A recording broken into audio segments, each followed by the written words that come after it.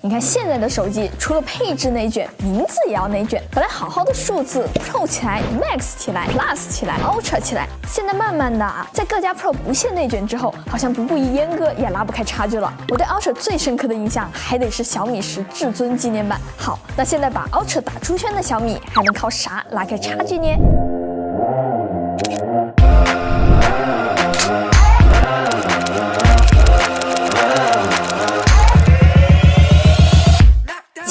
之前3大金剛現在就剩了一個，主攝的可變光圈消失了，超廣角變成了 JN5，視角還變窄了，雙長焦一個是3倍的858，另一個直接跟進2億像素 HP9。哎，不對，我怎麼記得之前吹光影獵人的時候說是為了多攝一致性？看我還不揭穿你！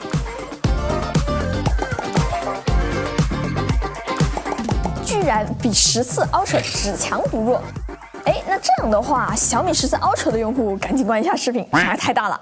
除了超廣角，其他幾個鏡頭的實力都上漲了不少，而且焦段搭配是目前這些拍照機器裡面最合理的那種了。你看，1倍、2倍无損，3倍，然後就到了4.3倍，中間沒有特別長的尷尬期。玩相機的小伙伴都知道，鏡頭如果帶一個24定，帶一個135定，那簡直就是折磨。不過相比於這套更合理的攝像頭配置，我覺得15 Ultra 更值得說到的是它的操作。這麼說吧，有點是折騰。折騰點1，模糊。沒錯，在拿着15 Ultra 拍照的時候，可能你會覺得怎麼不銳呀？这 Rango 的毛都要把我的眼睛給割傷了，換個小米拍照旗艦還變糊了。好了，有的小伙伴已經要憋不住了，小米支持銳化低，你可以拉回來。確實，小米 Ultra 系列一直都追求這個不手機味兒的感覺，就不肯加銳化。你看加點銳化，發朋友圈不就會被誇清晰了嗎？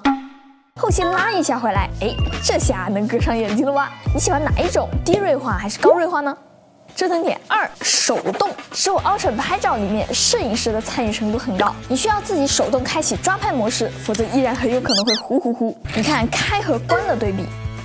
當時徠卡生動、徠卡經典雙模式直接拯救小米拍照於水火之中，隨便刷刷，你永遠都能刷到燒燙小米的大片。但他們只告訴你拍的好看，不告訴你有多折騰。2種攝影風格，6種徠卡濾鏡，後果就是可能一路都在瘋狂微調手機。只有非常了解這台手機，才能拍得出好看的照片。主界面還可以調整曝光補償，相比於蘋果那種藏着掖着，小米更喜歡把選擇權交給你。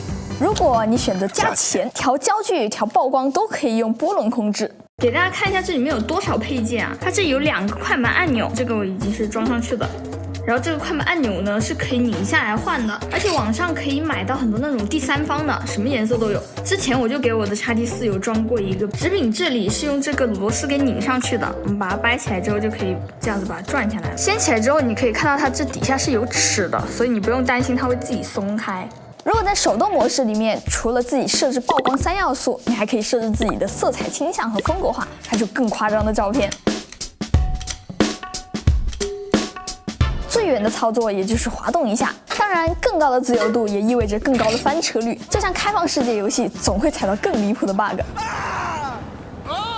你把握得住嗎？折騰點3，社死。小米15 Ultra 有超級強的抓拍效率，套出來咔咔咔咔咔就是一堆的照片。什麼叫決定性瞬間？就是按得夠多，直接把所有的瞬間都記錄下來，後面再決定。雖然這代沒有可變光圈了，景深會更淺，超焦距模式也沒了，但你依然可以這樣。想要拍出好照片，就要嘗試在更多的時候拿起相機手機，看看街拍狂魔都是怎麼拍照的。帽子，帽子啊，对，你戴着我可以給你拍張照嗎？就是戴一個帽子。愛人看完都哭了。更社死的是，現在街拍模式甚至還可以切換成這樣。配合上今年新手柄配的直柄，我只能說，泰坦用戶之後，徠卡用戶也沉默了。再套上後面的濾鏡轉接環，安排一套濾鏡，我的評價是：這真徠卡。怎麼樣？已經這麼折騰了，你還想要嗎？什麼？你說這明明是光學風格化，正合你意，而且你還是藝人，堅持訪問。行，那我們來看一下15 Ultra 到底做了什麼，讓它變得更加符合攝影的需求。一看這個界面啊，不難發現它已經重做了，字體換上了很有徠卡味的方字，菜單挪到了单手很好夠得着的下側。手動模式的預設也不用進入2級菜單了，左滑一下就可以進去。設置界面也重做了，手柄、照片、視頻通用的設置分門別類，我愿稱為最好用的相機設置菜单。对於普通人來說，要理解什麼叫曝光補償，什麼模式合適拍什麼題材，這個是個難題。但你可以讓小愛幫你，就比如說我要街拍，它就會剪一檔曝光，打開運動抓拍，切到徠卡经典，打開动態照片。我要拍剪影，我要拍月亮，我要拍食物，你想得到的都可以去問小爱。我覺得這還挺方便的。如果能把它們設置為快捷指令，桌面上面直接點進去固定模式就更爽了。对了，插個題外話，這些東西拍完之後，小米的鎖屏排版真的很有審美，隨便設置一下，把自己拍的照片設為壁紙，成就感拉滿，好吧？而且還可以 AI 成動態壁紙。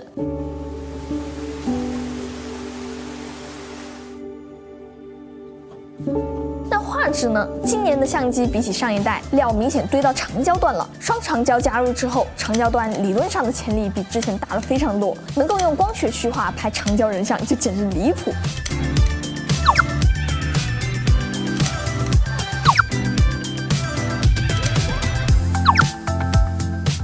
2億像素解析力還不錯。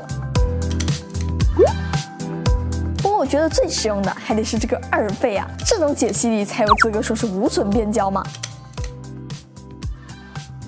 而且更關鍵的是，雖然這一次換了2億像素的長焦，它的長焦傳感器都是可以非常跟手的連拍的，反倒是超广角目前還不支持，希望後面可以加上吧。至於除了影像的其他部分，其實可以去看一下小米15和 Pro 的視頻，区別不大。比較關鍵的電池維持在了6000毫安时，我觉得对這種拍照旗艦來說是絕對必要的。哦對，還有這個手柄，之前不是總吐槽充個電的時候容易發熱，很多人都直接把這個功能給關掉了嘛。但現在可以在它電量低於20%的時候才開始充電。